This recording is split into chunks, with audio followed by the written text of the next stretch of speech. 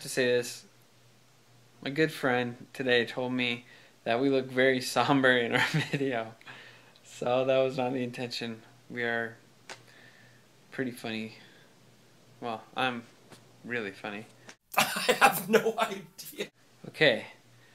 Dead Planet Society. I guess the conclusion that I'm coming to is I have no idea how the content of Dead Planet Society has anything to do with a planet being dead or any kind of society.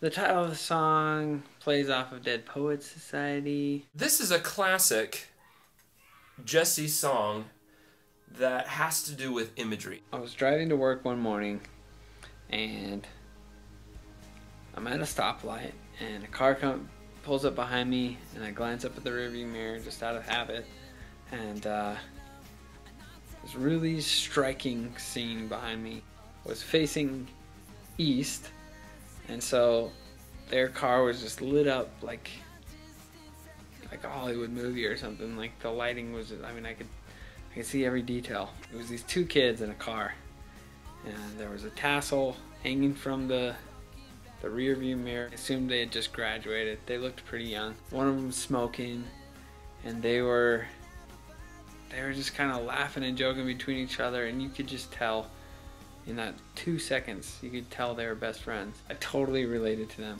I remember that feeling of being kind of rebellious and kind of young and feeling like you're all grown up. And the other reason for that title, I think, is because those kids in the car smoking or whatever and just graduated and a little rebellious, they would eat that up like, yeah, we're Dead Planet Society.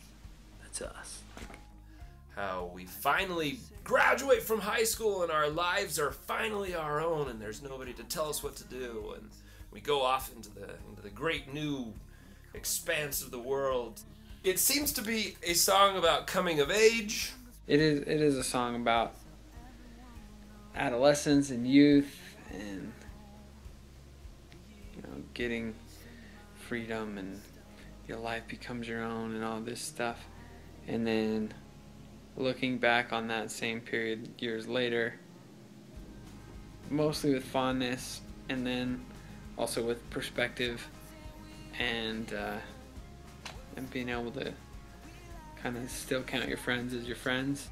Towards the end of the song, the second milestone, I think, is realizing that our lives are not our own. That there's a greater purpose to life than living selfishly. And then at the end of the song, you reach this other milestone. For me, I mean, it was becoming a dad, and your life is not really yours anymore, and it doesn't matter. A lot of songs come through this studio, and this song is the first song that has a lyric line that I have absolutely no idea what it says. Let me show it to you. There's a beauty and danger in. There's a beauty and danger in. Good enough. Good enough. So far, no problems. And I'm tired worrying that I'm. What the heck does that say? I towery in? Now, after I've completely offended Jesse, Okay.